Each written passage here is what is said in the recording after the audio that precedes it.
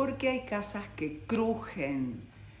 ¿Por qué hay casas que parecen querer crucificar o rechazar a quienes intentan vivir en ellas? Hay casas donde las paredes hacen ruido sin que haya viento y no son de madera. Donde hay habitaciones que se quedan heladas durante el verano. Pleno verano, 40 grados, entras en esa habitación y se hace frío. Hay propiedades hermosas que pasan de dueño en dueño, se compran y al año se venden y así sucesivamente hasta quedar abandonadas, quemadas o demolidas. Porque nadie las soporta, nadie las puede habitar. Y a nosotros, a todos, nos enseñaron a buscar explicaciones desde dos extremos, ¿no? Desde la mente fría, que dice, bueno, hay problemas de humedad, hay fallas de cimientos, y el cine de terror que nos habla de demonios, de fantasmas. Pero hoy quiero contarles una historia y tratar de proponerles una mirada completamente distinta, porque las constelaciones territoriales arquetípicas, y ahí está la palabra, no son como las familiares. No lo son. Acá hay elementos diferentes y vamos a ver cómo el territorio y la tierra guardan la memoria de lo que no fue mirado, de lo que fue tapado, de lo excluido. Y para entender esto, te quiero contar la historia de Borley Rectory. ¿Qué es Borley Rectory? Te invito a que lo busques por internet porque fue catalogada la casa más embrujada de Inglaterra. Sí, como escuchás. La casa más embrujada de Inglaterra. Y esto pasa cuando el suelo reclama una verdad. En el año 1863, en un pequeño pueblo de Inglaterra, construyen una mansión victoriana. Están las fotos en internet. Y esa casa fue construida para un reverendo y su familia. Parecía un lugar ideal, pero desde el primer día la casa comenzó un infierno para los habitantes. Al principio eran solo ruidos, pasos pesados en los pasillos vacíos, campanillas de servicio, esas que trin, trin, que hacía la señora Mirta Legrand, ¿se acuerdan? Que sonaban solitas en la mitad de la noche. Después vino la violencia física, personas que eran arrojadas de las camas mientras dormían, piedras que salían de la nada y algo desgarrador, mensajes manuscritos en las paredes que aparecían de la noche a la mañana pidiendo ayuda, por favor, ayuda u oraciones. Recuerden esto que les estoy contando de las paredes escritas. ¿Por qué pasaba esto? Porque había algo en esa casa, algo tenebroso. La casa había sido construida sobre los cimientos de un antiguo monasterio del siglo XIV. Y cuenta la historia que en ese lugar ocurrió un crimen tremendo. Una monja y un monje se enamoraron e intentaron huir. Sí, sentate y poné la pava porque no tiene desperdicio esto. El monje fue ejecutado y a ella la castigaron con los peores de los finales. La emparedaron viva. Y acá me voy a detener en esta palabra. Emparedar no es solo una tortura, no es un sanguchito de jamón. Es un símbolo sistémico enorme. Emparedar significa meter a una persona viva en un hueco de la pared y levantar un muro de ladrillos enfrente, sellándolo por completo. Sin puertas, sin ventanas, sin luz. La persona no muere de un golpe, muere lentamente en la oscuridad por asfixia y sed. Es el mayor acto de exclusión y el secreto. Usar la arquitectura, las paredes de la casa, para tapar a alguien y hacer de cuenta que nunca existió. La pared deja de ser piedra y se convierte en tumba sin nombre. Es espantoso. Durante siglos la gente ve la silueta de la monja caminando por la zona. Pero cuando construyeron la casa, este reverendo y su familia, justo encima ese dolor quedó enterrado y explotó. Porque la presencia no era de un demonio de película, era el trauma grabado a fuego de la memoria de la monja dentro de ese edificio. Nadie podía evitarla. Las familias huían a los pocos meses.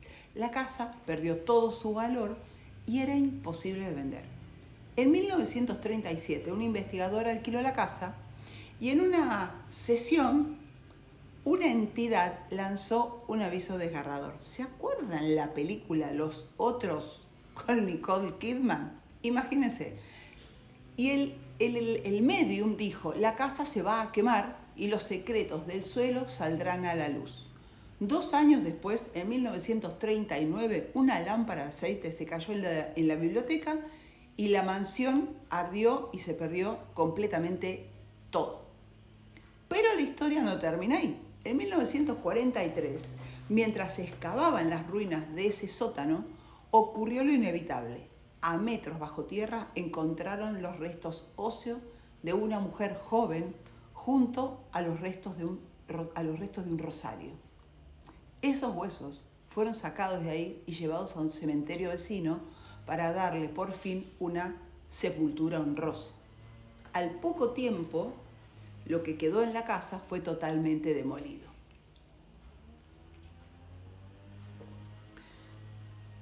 El suelo expulsó la estructura para que lo escondido pudiera salir a la luz. Así que imagínense qué hermoso lo que hicieron esos curas.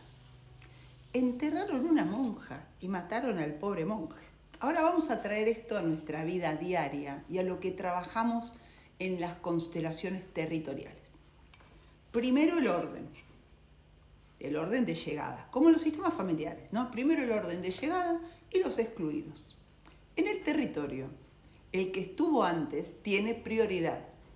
Si vos vas a construir sobre la memoria de un excluido, sea una monja, sea una momia, un despojo de tierra o un crimen silenciado, y no se lo honra, el territorio entra en síntoma.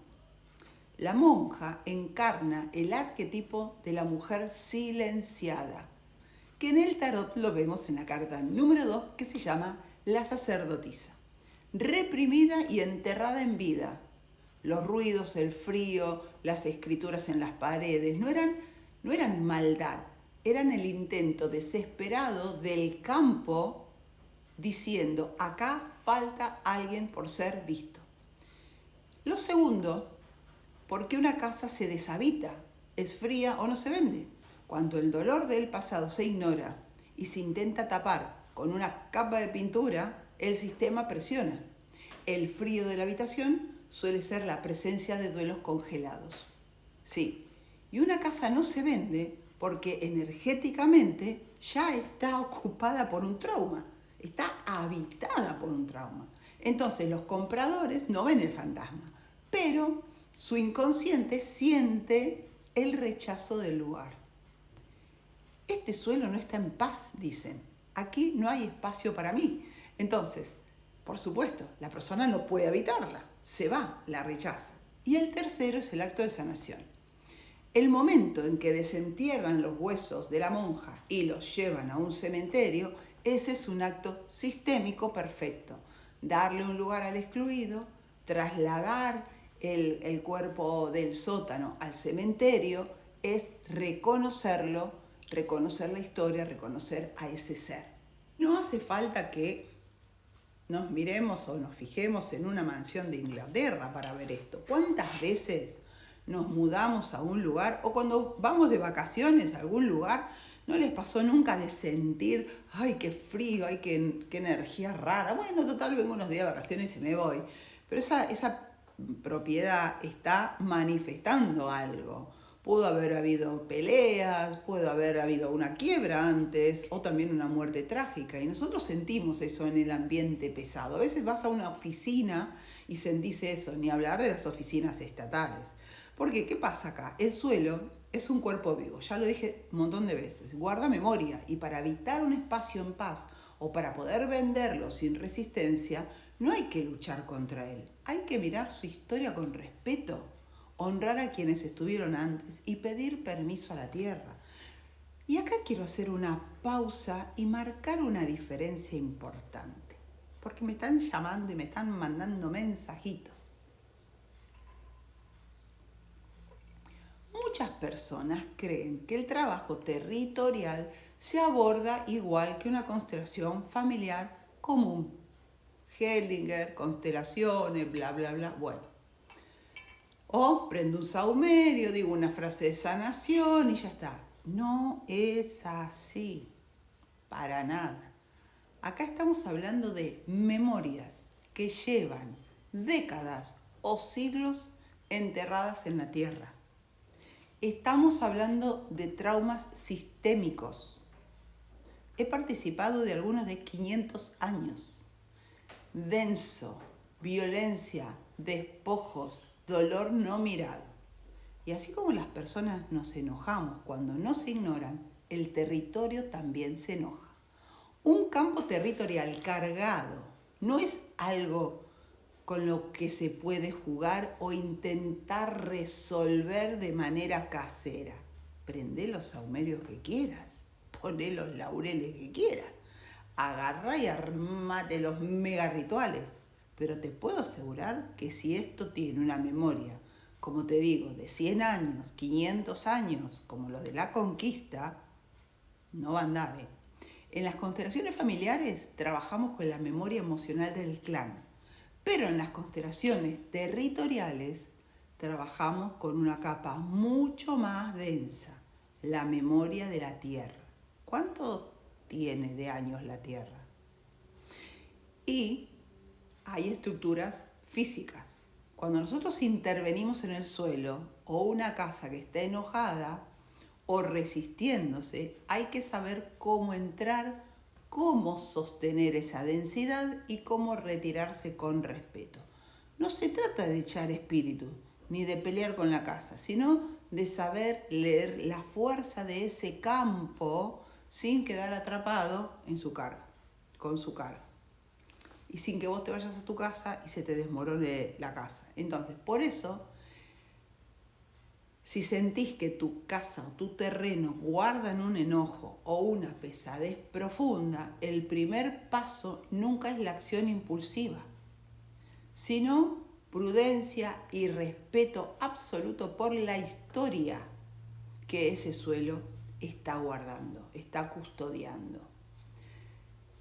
Si vos tenés en tu vida alguna casa o algún terreno que sientas esa resistencia a ser habitado o vendido, déjamelo acá en comentarios, ¿sí? Y lo conversamos. El 26 de septiembre vamos a tener el primer taller de constelaciones territoriales. Ya están abiertas las inscripciones, se están inscribiendo, muchísima gente se está inscribiendo, pero en octubre va a venir otro más avanzado. Pero si no hiciste el de octubre, no vas a poder hacer si no hiciste el de septiembre, no vas a poder hacer el de octubre. El de octubre es mucho más pesado, mucho más denso en la información que hay que aprender a manejar. Así que te leo en comentarios y nos vemos en el próximo video. Y cuando yo te comparto algo, anda y búscalo en internet, buscalo en el libro de historia, porque lo que yo te estoy diciendo existe. Y así como existe esta casa en Inglaterra, te cuento más. En Estados Unidos hay un registro de casas que tienen este tipo de problema y que muchas veces lo habrán visto con las casas fantasmas y qué sé yo, que sale, bueno, ¿por qué? Porque esas casas no se pueden vender. Entonces, muchas veces les dicen a los mismos propietarios que no comenten que ahí se murió alguien para poder venderla. Es decir, que bien saben que una casa tiene una carga fuerte cuando murió alguien, cuando pasó una desgracia, cuando alguien se suicidó, bueno, ni hablar cuando mueren niños. Bueno, nos vemos en el próximo video.